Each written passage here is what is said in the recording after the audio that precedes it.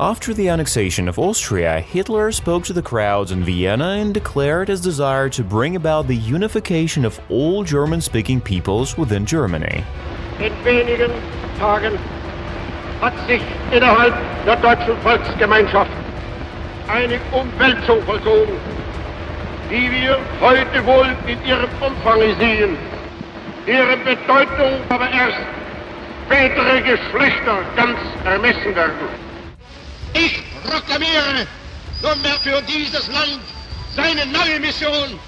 Sie entspricht dem Gebot, das einst die deutschen Siedler aus allen Gauen des Altreichs hierher gerufen hat. Die älteste Ostmark des deutschen Volkes soll von jetzt ab das jüngste Bollwerk der deutschen Nation und damit des Deutschen Reiches sein. Die Ostmark des Deutschen Reiches wird ihrer neuen Aufgabe genauso gerecht werden, wie sie die alte einst gelöst und gemeistert hat.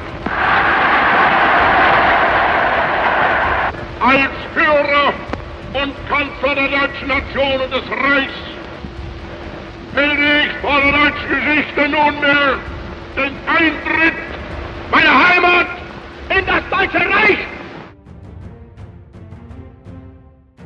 Charles de Gaulle addressed all French people from London after the occupation of France by German troops and stated that the war was not over for the country and urged people to join the resistance movement. This speech became one of the most important speeches in French history. La défaite française a été causée par la force mécanique, aérienne et terrestre de l'ennemi.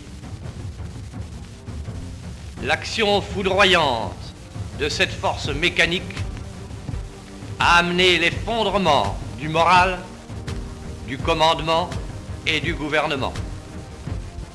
Devant cet effondrement, deux voies s'ouvrent de l'abandon et du désespoir. Elles menaient à la capitulation.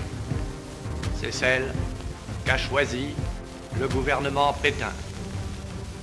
L'autre est celle de l'honneur et de l'espérance. C'est celle que nous avons prise, mes compagnons et moi. Nous croyons que l'honneur des Français consiste à continuer la guerre aux côtés de leurs alliés, et nous sommes résolus à le faire. Nous espérons qu'un jour, une force mécanique supérieure nous permettra d'avoir la victoire et de délivrer la patrie. In this video, Mussolini addressed the people of Italy in a speech in which he announced Italy's entry into World War II on the side of Hitler's Germany. He announced the beginning of hostilities against France and Great Britain. Combattenti di terra, di mare, dell'aria,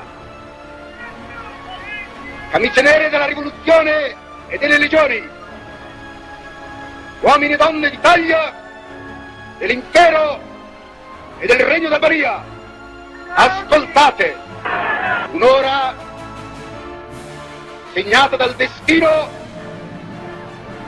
batte il cielo della nostra patria, delle decisioni irrevocabili. La dichiarazione di guerra è già stata consegnata agli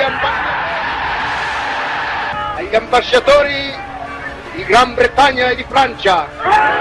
Hanno ostacolato la marcia e spesso insidiato l'esistenza medesima del popolo italiano. Un lungo periodo di pace e di giustizia all'Italia, all'Europa, al mondo. US President Franklin Roosevelt addressed Congress and the people of the United States during a historic speech in which he declared the United States into World War II following the Japanese attack on Pearl Harbor. In this speech, Roosevelt called the attack an insidious, heartbreaking aggression and urged Congress to declare war on Japan. Yesterday, December 7th, 1941, a date which will live in infamy. The United States of America was suddenly and deliberately attacked by naval and air forces of the Empire of Japan.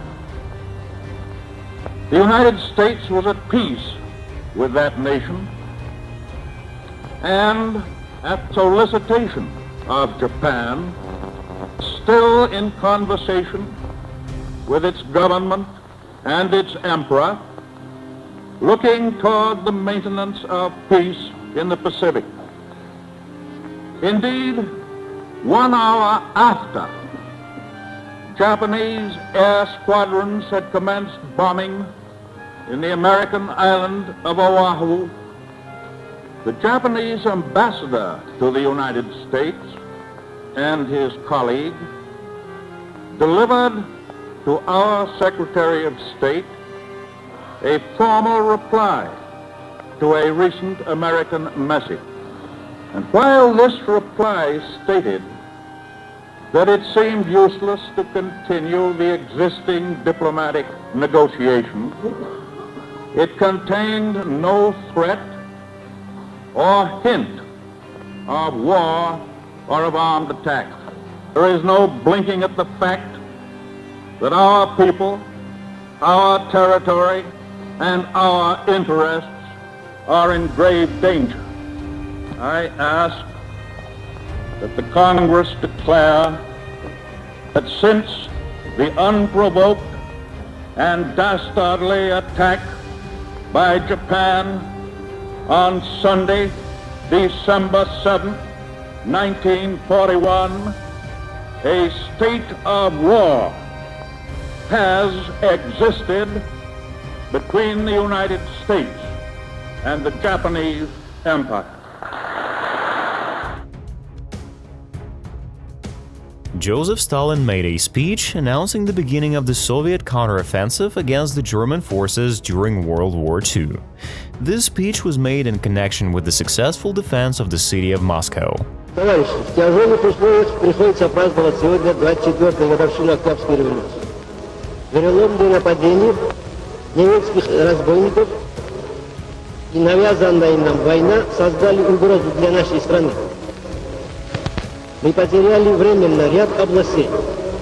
Враг очутился у ворот Ленинграда и Москвы. Враг рассчитывал на то, что после первого удара наша армия будет рассеяна. Наша страна будет поставлена на колени. Но враг здесь только просчитался.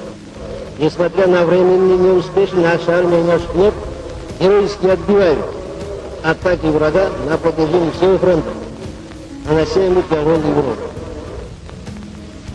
А наша страна, вся наша страна, организовалась в единый боевой лагерь, чтобы вместе с нашей армией и нашим флотом осуществить разгром немецких захватчиков. Командиры политработников, партизаны и партизанки, на вас смотрит весь мир, как на силу способные уничтожить разбойничьи порты немецких захватчиков. На вас смотрят все народы Европы, временно подпавшие под иго немецкой тирании, как на своих освободителей. Великая освободительная миссия выпала на вашу долю. Пусть осенит вас непобедимое знамя великого Ленина.